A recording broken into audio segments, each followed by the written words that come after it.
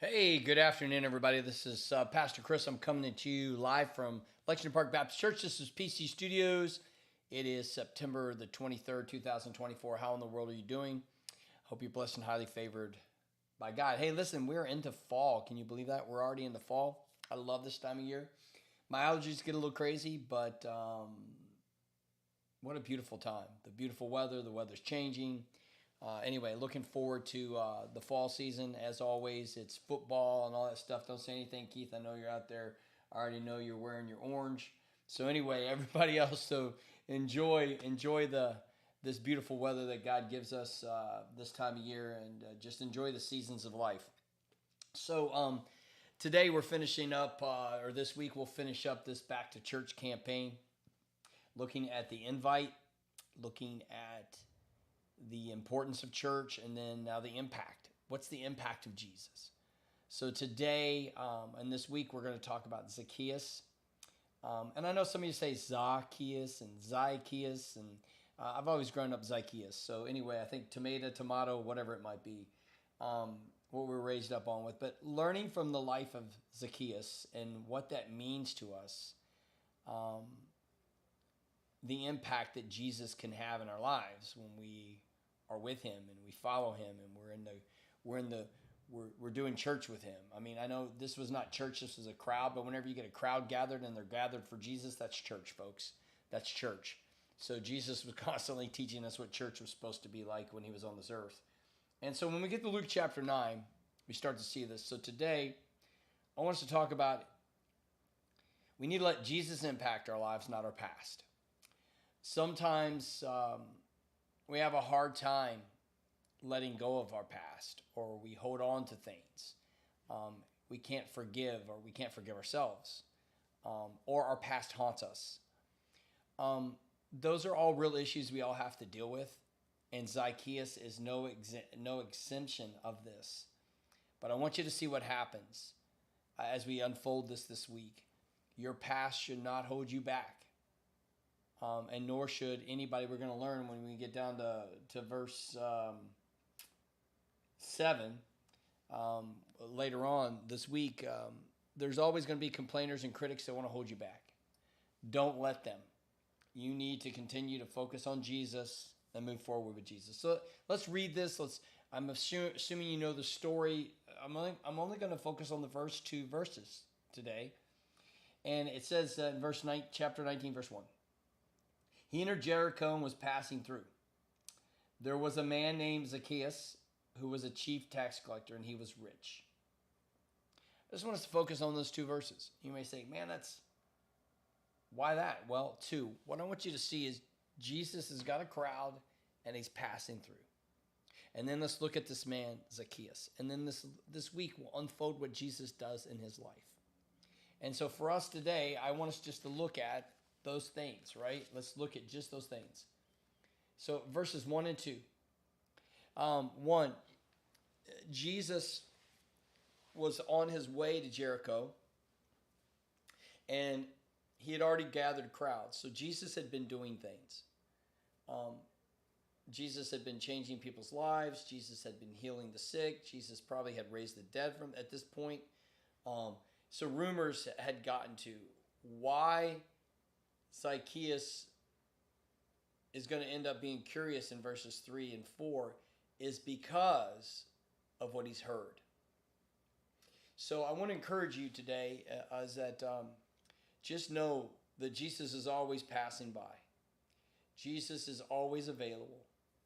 And Jesus always wants to intervene in your life. And so in this instance, Jesus will intersect with the life of Zacchaeus. Their paths will cross.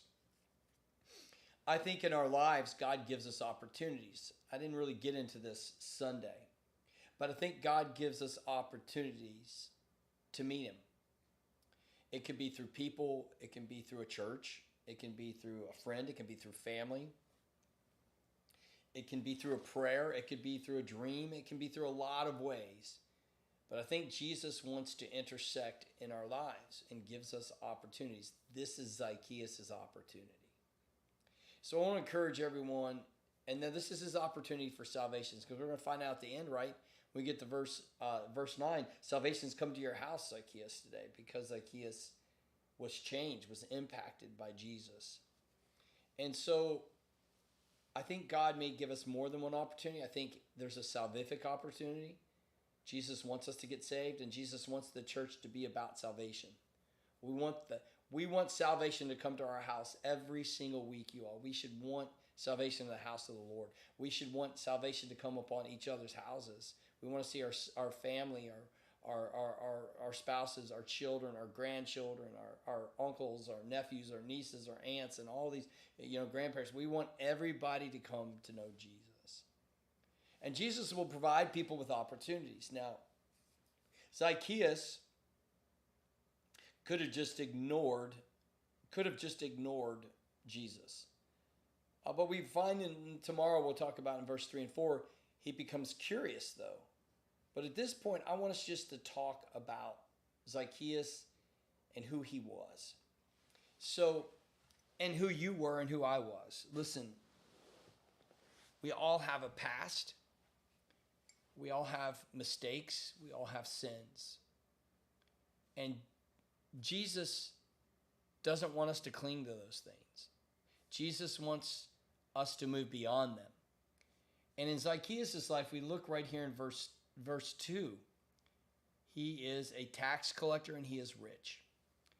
In his day and time, he would have had a higher socioeconomic status, so people would have wanted to be his friend, to get the fringe benefits from that.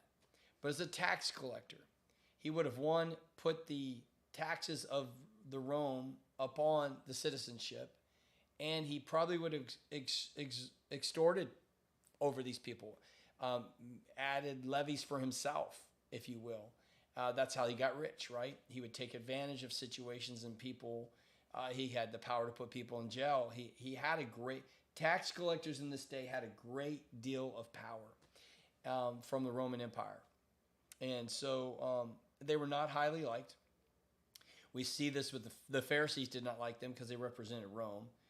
And then the common folk didn't like them because they got taken advantage of. And so I shared something. I mean, who likes an IRS? Unless you work for IRS, you don't like IRS. I mean, IRS is not your friend, right? Nobody, and it's not that. We should be, all of us, I want to make sure it's clear. We need to pay what we owe to Caesar.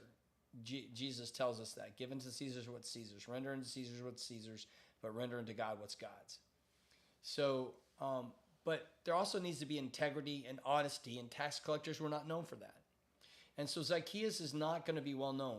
As he steps out, or he's going to be well known, he's not going to be well liked. And so his past, we will see in verse 7, will haunt him to some degree. They complain about him. Who is this Jesus that's hanging out with this sinner, this tax collector, this guy that's corrupt, right? And I think Jesus in this story shows us that we can move beyond our past. We can be changed. The impact of Jesus is that we change. The impact of Jesus is that our past doesn't have to define us. The impact of Jesus is that our present and our future can be different. The impact of Jesus is that you can become a new creation. You can be a new person. And you may say, I've already had Jesus in my life and I've returned to old habits, or I make mistakes. I've made some big mistakes even after becoming a Christian. Listen, Peter denied Jesus 3 times. All the disciples went into hiding. So listen, we all make mistakes. And again, those mistakes cannot define us. We need to allow the grace of Christ, the mercy of Christ, the forgiveness of Christ.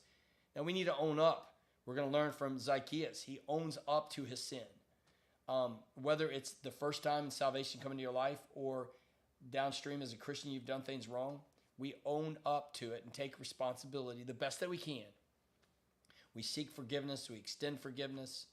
We seek to really radically change our lives, see Christ move in our lives in a way that we're changed. That should be the impact of Jesus in the church in our lives. We should start to see these things happening. Now, some people, it just doesn't happen, right? And by the way, there's no perfect church. There's no perfect Christian. You're never going to get this perfect. We're always going to make mistakes. Some of us make bigger mistakes than others. And again, we're comparing things with each other. But I think there are certain things that a person can do that have greater consequences.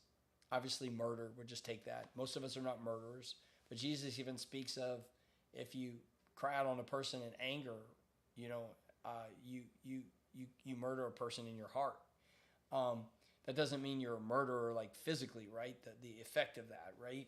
But internally in your heart, you've done those things. And so Jesus wants us to rise above our past and even in our present, learn to live underneath his influence. Zacchaeus is going to be a perfect example of that. He's going to be a person, we don't hear of him again. We can only assume that his life is radically changed. We don't know that the people embraced him. We don't know that he didn't go on as a tax collector, right? In fact, he probably did, but how he did it probably changed. He probably wasn't extorting people anymore because he said he would pay them back. He wasn't taking advantage of scenarios, but he probably still fulfilled his obligation to the Roman Empire, and he probably did levy taxes on people. He just didn't do it corruptly anymore. So I just want to encourage you as we look at this man Zacchaeus. Maybe you can relate to him, maybe you can't. Maybe your past, maybe you're like, hey, I'm a pretty good person. Maybe you're like, man, I was a dirtbag. I was bad. Wherever you fall in that spectrum, God is with you, and Jesus is coming to town. And Jesus comes and passes through your life. And when he does, it's not about your past. It's about the impact he can have on your life. And that's what we're going to see with Zacchaeus, because Jesus will end up radically changing this man. And I think it's an example for all of us. And if Jesus can change this Zacchaeus, he can change you and me. And how do we do that? We may be going in the crowd following Jesus, and Jesus steps into our life like he does in Zacchaeus, and then something radical happens. When that happens, you need to follow Jesus, you all. You need to let Jesus change you, transform you, make you into what he wants. Follow his lead. Do what he tells you to do. Make sure, like Zacchaeus, seek forgiveness of others, reconcile, restore things, have redemption come into your life, into your home, into your house, and be the man or woman of God he's called you to be. So I'm excited about this week as we look into this story of this man, this chief tax collector, this corrupt guy, how this curiosity makes him seek Christ, how he ignores the complainers to continue to be focused on Jesus, and how Jesus brings salvation to his life and to others, and reminds us that Jesus has come to seek what is lost so that it may be found. And I pray right now, if there's anybody out there, if Jesus is seeking you, let him find you. Don't try to play hide and seek with Jesus. When Jesus finds you, just say, here I am, Lord. Here I am, Lord. And be like Zacchaeus. Be a changed person. Hey, have a great day. May God change you. And remember these two realities. God loves you. So do I. I'll see you here tomorrow. Take care.